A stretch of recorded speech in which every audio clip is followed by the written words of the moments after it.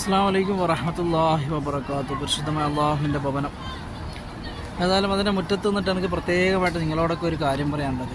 ഇന്ന് സഫർ 17, അതുപോലെ തന്നെ ഓഗസ്റ്റ് 21 അള്ളാഹുവിൻ്റെ ഈ ഭവനം സാക്ഷിയാക്കിയിട്ട് പറയാണ്. കാരണം എൻ്റെ സുഹൃത്തിൽപ്പെട്ട ഒരു മനുഷ്യന് വളരെ പ്രയാസത്തിൽ, കാരണം വേദന കൊണ്ടും ജീവിതത്തോടും അതിനോടൊക്കെ മല്ലിട്ട് നിൽക്കുന്നൊരു സമയമാണ്.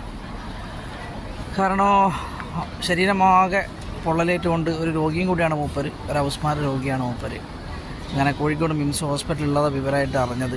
ഏതായാലും മനുഷ്യനെ, ഒരു പാവപ്പെട്ട ഒരു കുടുംബമാണ്. മനുഷ്യനെ സഹായിക്കുക എന്നുള്ളത് നമ്മുടെ മുഅ്മിനായിട്ടുള്ള എല്ലാ മനുഷ്യന്മാരുടെയും ബാധ്യതയാണ്. എന്നാൽ നിങ്ങളൊക്കെ ഈ പ്രഭാതത്തിൽ നിങ്ങൾക്കൊക്കെ എപ്പോഴും ദുആ ചെയ്യാറുണ്ട്.